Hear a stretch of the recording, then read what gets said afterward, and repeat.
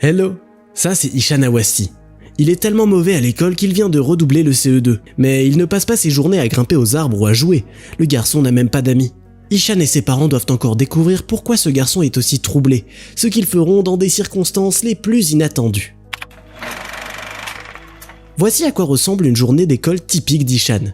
Il écoute les résultats des contrôles et il découvre qu'il a les pires notes de tout le monde. Tous les profs et tuteurs lui crient dessus, et les enfants de son âge l'évitent parce qu'il se comporte bizarrement. Mais malgré ça, Ishan reste un enfant joyeux qui rigole quand il voit des chiens de garde et joue avec eux dans la cour.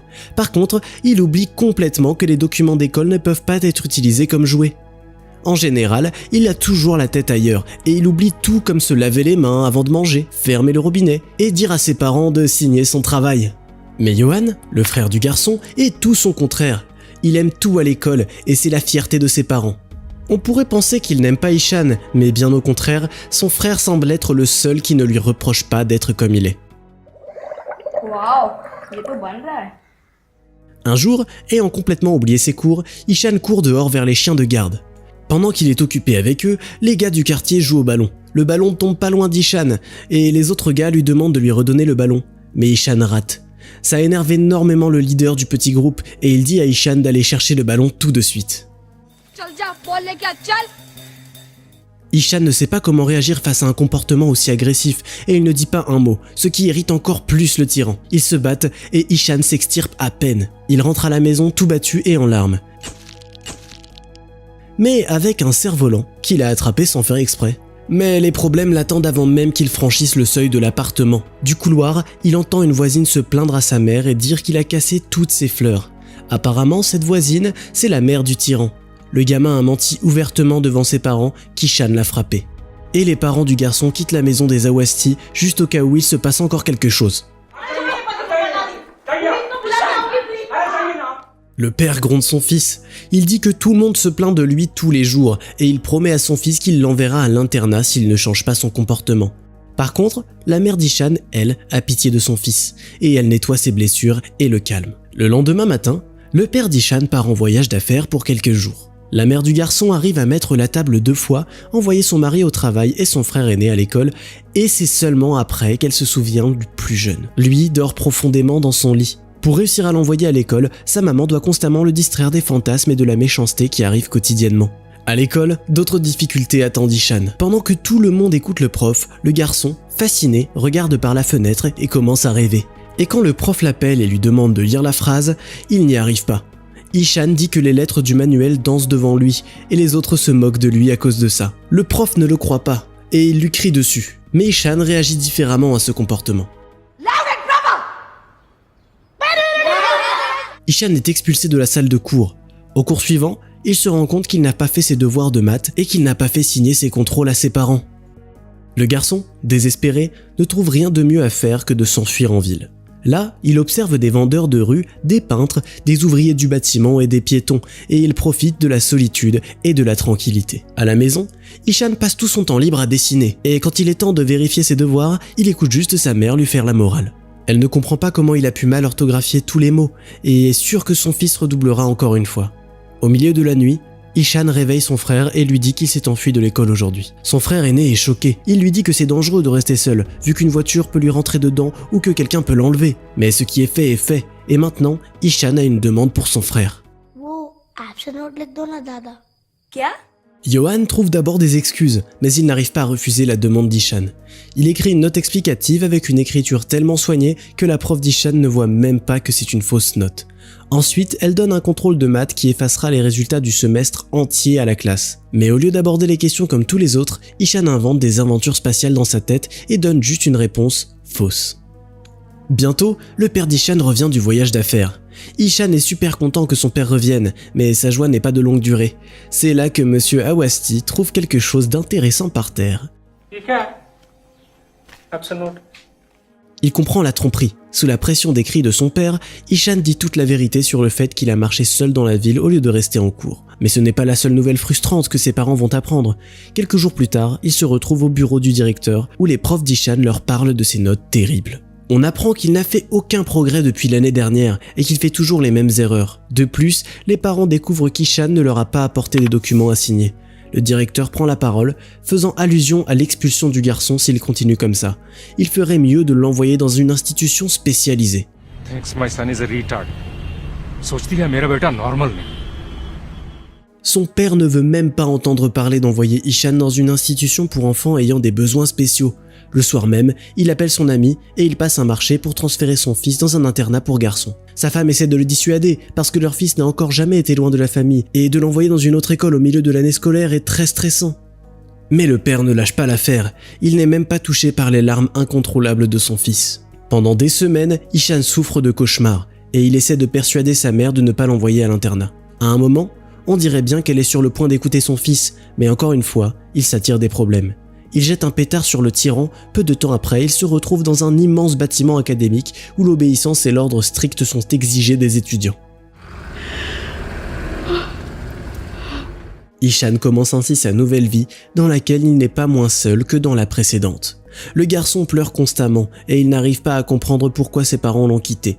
Pendant ce temps, sa mère est très agitée aussi. Elle trouve les dessins de son fils où elle le voit en dehors du reste de la famille et elle se demande s'ils ont fait le bon choix. À l'internat, Ishan se prend encore plus de reproches qu'à l'école précédente. Maintenant, on le gronde non seulement parce qu'il est mauvais en cours, mais aussi parce qu'il ne sait pas faire sa cravate. En cours, le garçon est assis à côté de Ryan, le meilleur élève de la classe, qui essaie de remonter le moral d'Ishan. Il dit à son nouvel ami que cette école n'est pas forcément une punition, il y a aussi de bonnes choses.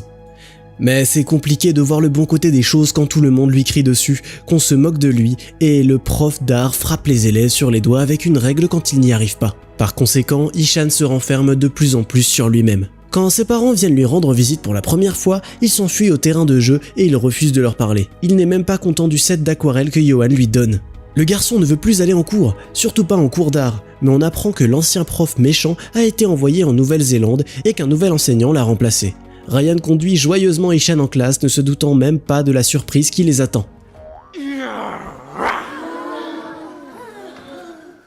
Le nouveau prof est complètement différent des autres. Il se présente en classe avec une flûte et dans un costume de cirque. Il chante des chansons avec les enfants, puis il les invite à dessiner tout ce qui leur vient à l'esprit. Mais Ishan ne regarde pas la performance amusante et il ne veut pas peindre. Le lendemain, le prof d'art rattrape Ryan et lui demande pourquoi son compagnon de bureau est aussi calme. Le garçon explique qu'Ishan veut vraiment rentrer chez lui parce qu'il est tout nouveau ici. Ram se demande pourquoi quelqu'un a bien voulu transférer un enfant dans une nouvelle école au milieu d'une année scolaire. Mais Ryan lui dit que son ami ne sait pas écrire et lire, et que c'est à cause de ça qu'il a été renvoyé de l'autre école. Ram se précipite vers la salle du personnel pour regarder les cahiers d'Ishan, et il ne peut pas en croire ses yeux. Le garçon écrit le même mot de 3 façons différentes.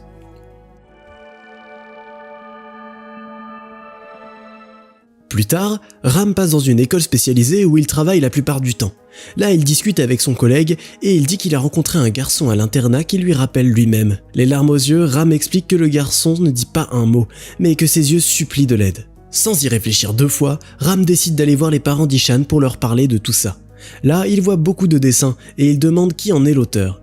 Quand la mère d'Ishan dit que c'est son fils, il n'en croit pas ses oreilles, vu que le garçon n'a pas tracé une seule ligne dans son cours. Ram demande aux parents d'Ishan pourquoi ils l'ont envoyé aussi loin. Le père commence à se plaindre qu'il n'avait pas d'autre choix et que leur fils était méchant et paresseux et dit qu'il aurait encore redoublé son CE2. Mais Ram n'est pas d'accord avec lui. Il croit que tous ces problèmes sont des symptômes, pas la cause. L'enseignant explique qu'il y a un schéma dans les erreurs du garçon. Il confond simplement des lettres similaires. Il a une dyslexie. Mais le père d'Ishan n'est pas convaincu par cette réponse, car il est persuadé que l'enseignant lui trouve juste des excuses. Ram demande alors à Monsieur Awasti de lire la description de la boîte en chinois, et quand Monsieur Awasti dit qu'il ne peut pas, le professeur le gronde. कुछ ऐसी ही कैफियत होती होगी ईशान की। Ram dit que la dyslexie d'Ishan l'empêche seulement de bien lire ou écrire, mais que ça limite aussi sa capacité à effectuer de petites tâches manuelles, comme faire sa cravate ou ses lacets. C'est très compliqué d'imaginer ce qu'il ressent, d'autant plus que personne ne soutient le garçon. C'est peut-être pour ça qu'il a arrêté de dessiner, se dit Ram. Mais Monsieur Awasti ne se soucie pas beaucoup du dessin, il veut que son fils réussisse et soit normal. Ram dit que tous les enfants sont différents, et qu'Ishan a un don spécial. Le père n'a rien à dire. Le lendemain, Ram apporte le livre de dessin d'Ishan en cours et il le montre secrètement au garçon. Puis il commence le cours avec une histoire inhabituelle sur un enfant qui ne savait ni lire ni écrire. Mais même si tout le monde se moquait de lui, il a grandi pour devenir une superbe personne. Mais de qui parle cette histoire ? Albert Einstein. Ram commence à raconter plein d'histoires sur les personnes les plus célèbres qui ne savaient pas bien écrire quand ils étaient plus jeunes, comme Leonardo da Vinci, Walt Disney, Pablo Picasso, Agatha Christie. L'enseignant dit qu'à travers ces histoires, il a voulu enseigner aux enfants que certaines personnes regardent le monde d'une manière complètement différente et qu'il n'y a pas de mal à ça. Ce n'est pas parce qu'une personne ne les comprend pas qu'ils sont bons à rien. Ram dit ensuite aux enfants qu'ils auront un cours dehors aujourd'hui, mais avant de quitter la salle de cours, il appelle Ishan. Il lui dit qu'il a oublié de mentionner un autre nom parmi les dyslexiques, même s'il est moins connu, le sien. Il avait les mêmes problèmes de lecture et d'écriture étant enfant, et son père pensait qu'il était un imbécile. Mais il a grandi et il a tout compris. Le gentil prof semble inspirer Ishan à faire un beau radeau qui flotte sur un étang, ce qui ravit tous ses camarades de classe pendant le cours. Ram vient voir le directeur de l'internat, et il dit qu'il veut discuter de la performance scolaire d'Ishan. Le directeur se dit déjà que le prof est venu se plaindre, comme tous les autres. Apparemment, il songeait déjà à expulser le pauvre garçon. Mais Ram l'interrompt. Il croit que l'intelligence de cet enfant est bien au-dessus de la moyenne, mais qu'il y a juste quelques difficultés à écrire.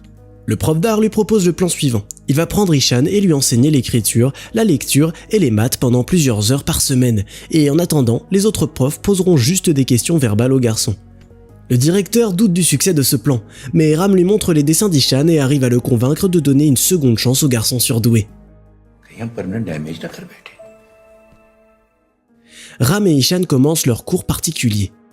Ils apprennent les lettres et les chiffres à l'aide de peinture, de sable et de plasticine, et le garçon commence rapidement à montrer des signes d'amélioration. Maintenant, il arrive à lire des phrases entières et il écrit sans faute. Il arrive même à changer ses propres vêtements et à faire ses lacets et se coiffer. Quelques mois plus tard, Ram annonce un concours d'artistes à l'école pour tous les intéressés. Des centaines d'élèves, de profs de l'internat et même Ram participent au concours. Il n'y a que Ishan qui manque à l'appel. Son prof commence à stresser et Ryan lui dit que son ami a quitté l'école avant l'aube. Au moment où Ram arrête de croire à l'arrivée de son disciple préféré, Ishan arrive enfin à l'amphithéâtre. Il s'assoit loin de tout le monde, prend les peintures que son frère lui a données et il commence à peindre ce qu'il était parti voir avant que tout le campus ne se réveille. Il fait une peinture époustouflante, ce qui laisse le prof littéralement sans voix. Lui aussi a fait quelque chose de spécial.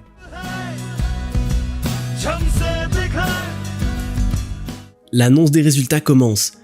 Le directeur dit que Madame Lajmi, la juge du concours, n'a su choisir entre deux œuvres qu'au dernier moment. Elle a dû choisir entre le dessin du professeur et celui de son élève. Mais après beaucoup de délibération, elle a réussi à prendre une décision et elle donne le premier prix à Ishan Awasti. La salle éclate en applaudissements. Les élèves et les profs applaudissent le jeune artiste.